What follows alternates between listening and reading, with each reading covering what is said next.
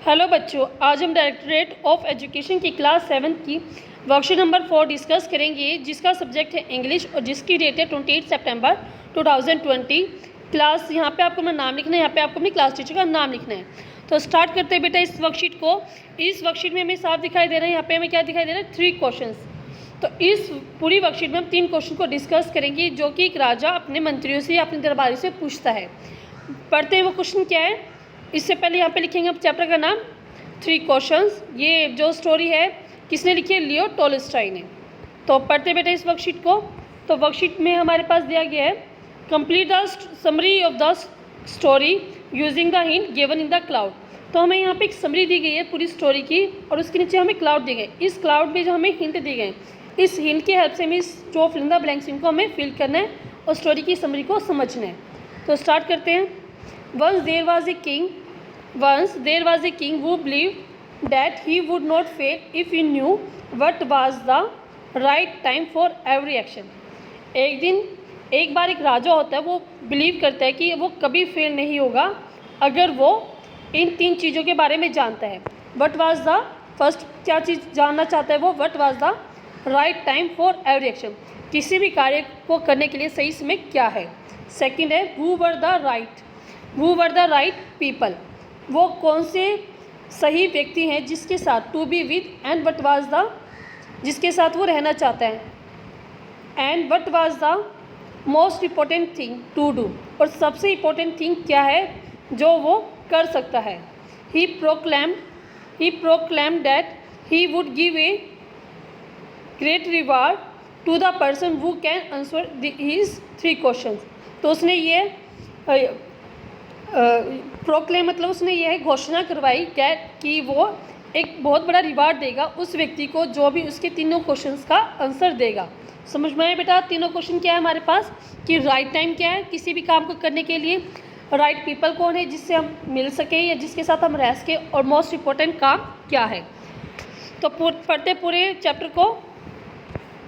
तो इसमें हमारे पास यहाँ पे अब इसके बाद मोस्ट पीपल, राजा के इन तीनों क्वेश्चन का आंसर देने के लिए क्या हुआ, most people came and all the answer given by them were different. यहाँ से हमें देखने इसके हिंट, बहुत से पीपल आए और उन्होंने बहुत से आंसर दिए, लेकिन जो आंसर थे उनके द्वारा दिए गए वो बहुत डिफरेंट थे, सबके अलग अलग थे। The king was not at all satisfied, जो राजा था वो पूरी तरह से सेटिस्फाइड नहीं हुआ। He went to a wise hermit seeking all answer, तो वह एक समझदार या एक बुद्धिमान हर्मिट मतलब सन्यासी के पास गया अपने आंसर को देखने के लिए, अपने आंसर जानने के लिए। The hermit was digging the ground when the king reached there, जो हर्मिट था वो उसमें गड्ढा खोद रहा था जब राजा उसके पास पहुंचा। नेक्स्ट हमारे पास, the hermit greeted the king and continue digging, जो हर्मिट था, सन्यासी था, उसने राजा का वेलकम किया, उसका स्वागत किया और दोबारा से अपना डिगिंग करना या गड्ढा खोदना स्टार्ट कर दिया। The king repeated his questions but the hermit did not answer, राजा ने अपने वो तीनों क्वेश्चंस हर्मिट के सामने एक्सप्लेन किए, लेकिन जो हर्मिट था उसने कुछ भी आंसर नहीं दिया। The king help the hermit in digging, यहाँ से हम ले रहे हैं ऑप्शन हमारे, इन डिगिंग, जो राजा था उसने हर्मिट की हेल्प की डिगिंग में, खोदने में हर्मिट की हेल्प की। देन दे सा ए stranger who was badly wounded, तब उन्होंने एक स्ट्रेंजर देखा जो बुरी तरह से जख्मी था। देन दे सा ए stranger who was badly wounded, तब उन्होंने एक स्ट्रेंजर देखा, अनजान व्यक्ति देखा जो बुरी तरह से घायल था। रनिंग टुवार्ड्स देम, जो कि उनकी तरफ दौड़कर आ रहा था। The king nurse him and bandage, मतलब जो राजा था उसने उसकी देखभाल की और उसको बैंडेज किया, उसके घाव को बैंडेज किया, पट्टी लगाई। Later the man told that he was the king enemy, लेकिन बाद में उसी व्यक्ति, जो घायल व्यक्ति था, उसने बताया कि वह राजा का शत्रु था, and wanted to kill him, और वह उसे मारना चाहता था।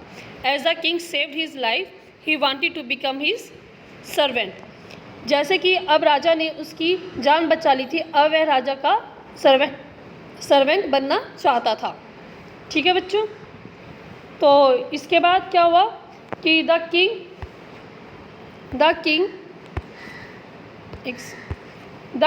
repeated the questions to the अब जो है किंग ने अपने क्वेश्चन फिर से क्या किया, रिपीट किए। The king repeated the questions to the hermit. यहाँ पे हम क्या लिखेंगे, हर्मिट। जो राजा था उसने अपने क्वेश्चन दोबारा से हर्मिट के पास रिपीट किए आंसर जानने के लिए।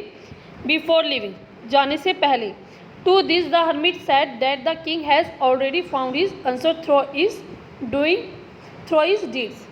तो हर्मिट ने क्या कहा कि राजा को अपने आंसर का जवाब पहले ही मिल चुका है, किसके द्वारा, अपने कार्यों के द्वारा, डीड्स। ठीक है। He said that there is only one time that is important. उसने कहा कि सिर्फ एक ही वह समय होता है जो सबसे इम्पोर्टेंट होता है। Now the most important person is the person whom he is currently with.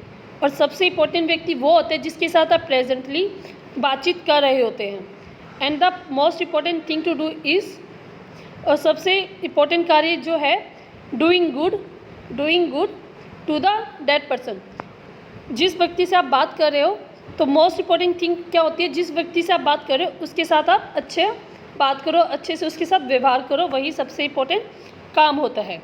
तो ये बच्चों मैंने पूरी वर्कशीट आपके सामने डिस्कस की है। अब इस वर्कशीट को पढ़ने के बाद आपको पता चलेगा इसमें हमारे पास कैरेक्टर क्या क्या थे। क्या थे हमारे पास इसमें कैरेक्टर,